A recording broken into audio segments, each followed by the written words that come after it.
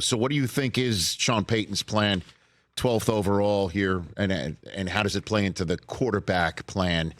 What would you counsel here? Yeah. Mark? Well, I think for me, I look at a guy like Sam Darnold.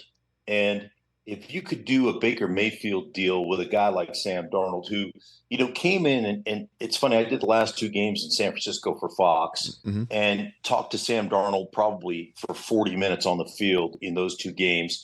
Talked to Kyle Shanahan back-to-back weeks. Sam Darnold walked into a situation where he had to compete. There was Trey Lance and there was also Brock Purdy there.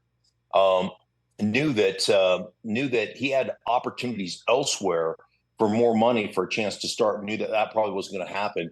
But Kyle Shanahan said this. He went to the Jets. He was drafted to the Jets. Jeremy Bates was the offensive coordinator that was trying to run the Peyton Manning offense because of his relationship with Peyton and his time with Peyton.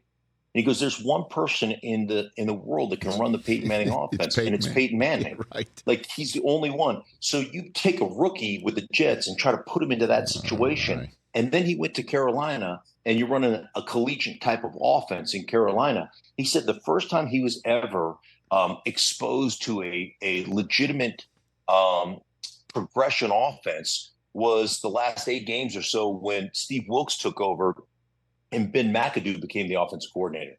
And so he went to San Francisco simply to say, hey, man, I need some football rehab, and I need to learn the NFL game as opposed to the college game. And so I just see the maturity there. I see a guy who's unbelievably skilled, arm talent, athleticism, all those things. I see a guy that has a chance, to me, to rectify kind of where he was drafted and the fact that it didn't work out in the first couple of stops. Do you go ahead and choose a quarterback 12th overall if they're sitting there, if it's McCarthy or it's Penix, if you do the Darnold thing, Mark? Yeah, I think the McCarthy for me is 101 in that he's the only guy in this draft class. College football is really hard for me to watch. And one of the things about college football is there's this static formation aspect, 2x2 formation, 3x1, 4x1, whatever, but it's very static. There's not a lot of motion. There's not a lot of pre-snap, responsibility at the quarterback position. And then you're really eyeballing one guy. Where's my best matchup? I'm going to throw it to that guy. And if that guy doesn't get open, then I'm going to scramble around and make something big happen. And, it's no fault of college football or the kids that play it.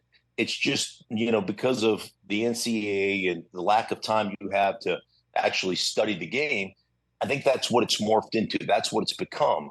JJ McCarthy is 101 when it comes to being on the line of scrimmage. To me, seeing different personnel groupings, changing with shifts or fly motions, changing the strength, redirecting traffic, being in charge at the line of scrimmage like an NFL quarterback is in charge of the line of scrimmage. And I think that's probably why he shot up draft board. So if he was there, it wouldn't surprise me if Sean Payton would go in that direction. But if it's the rest of the guys, I wouldn't count out them trading back in this draft. They don't have a second rounder. See if they can get back, still get a really good football player, and then try to accumulate another draft pick along the way. Well, and based on what you just said about college football, do you think the Bears should still go for Caleb because he's so seemingly unicorn-like, or stick with Justin Fields? Right, Mark, what do you think? I think they'll go. I think they'll go that route, and I think that's probably the right route to go with Caleb Williams. Again, like the one thing that you can really identify when you're evaluating college quarterbacks is athleticism. Like arm talent and athleticism are the 2 things you can really, that you can really evaluate. I mean, the rest of the time, think about it. You looked at the sideline. Everybody looks at the sideline. They line up in a static formation, and you've got barn, rooster, chicken on 2. Let's go. And you look at the card, and that's what you're running.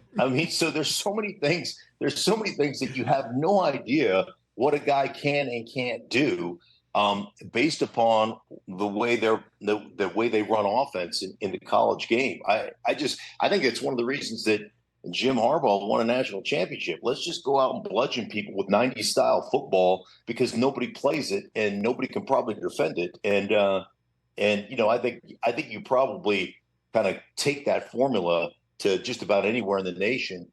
and could have a lot of success doing that. Catch the Rich Eisen Show every single day on the Roku channel, 12 to 3 Eastern, for free.